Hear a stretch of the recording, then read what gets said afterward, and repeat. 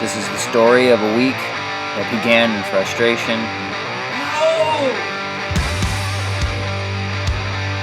and ended in a lot of fun. Some pretty serious fatigue, a lot of workouts, a little bit of fun, and some super sprint racing.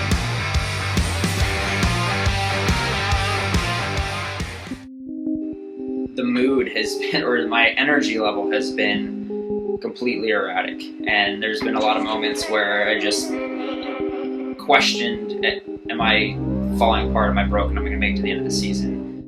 And even some of the stuff that made me excited and made me relax, like videos and stuff in the early season, were just becoming a source of frustration. Before Alcatraz, I was tired, or at least I thought I was tired, but still, like every single workout, I was able to bring a high level of effort and really elevate. And the difference between then and now has been that a couple workouts a week, just no matter how hard I want to or how hard I try, there's just nothing there. And like kind of accepting that that's this phase of the season where your body is just pretty much done and or wants to be done. What's going on today? Today was just like getting out of bed. That's what happened. A couple days ago I did a workout with Mags where I rode on her wheel and then did accelerations around that to kind of simulate just the coming out of corners and stuff, sort of like motor pacing, even though she gives off no draft at all. But it's better than doing it all by myself.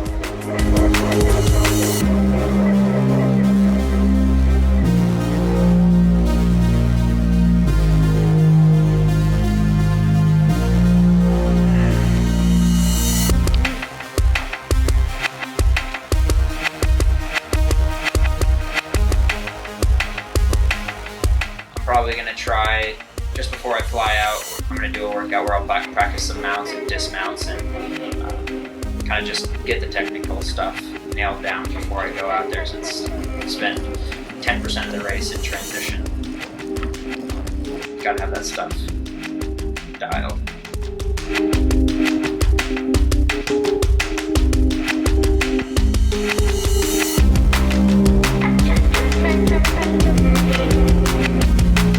Yeah, I want to go into this one going pretty hot. If I can show up to the race and only spend the minimum amount of time in Milwaukee possible, so that I can keep my training on track for Stockholm WTS. Yeah, it gets me a little excited. It can be a bit if I pull it off.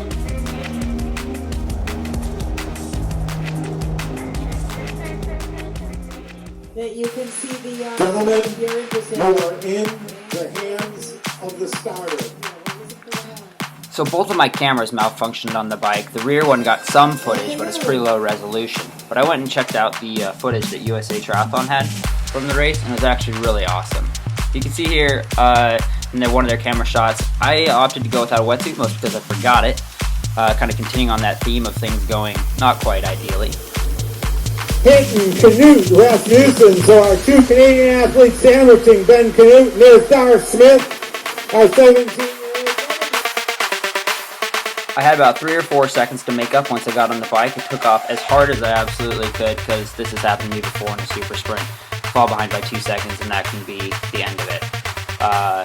Luckily I was able to use the technical corners to my advantage, and by the end of the first bike ride I had caught up to the leaders, including Dar Smith, Ben Canute, and John Rasmussen. So here comes Lagos from Canute, Dar Smith, John Rasmussen. I worked the back half of the first run pretty hard to lead into the water on the swim and make sure that I had good position, and so I could push the pace there. The next transition is super critical. Ben and I hit it real hard, as usual, and we were able to put on a little bit of gap in the first lap, basically, that ended up holding through the rest of the ride, and ultimately to the end of the race.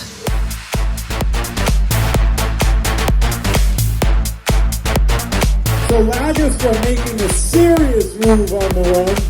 They've got less than half a mile, about a half mile to go.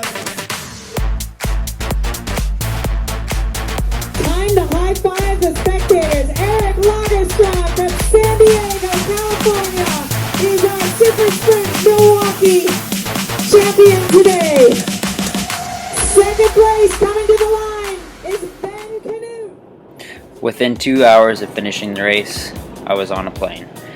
Despite technical difficulties, we're getting a wetsuit and coming in super tired. Milwaukee Super Sprint was a success. So how does it feel? Feels pretty good. Oh baby! Pretty good. You did what you said. You just left, did it, and came back. That was the whole freaking idea. That was the whole point. How do I turn off the flashies? I always forget. There we go.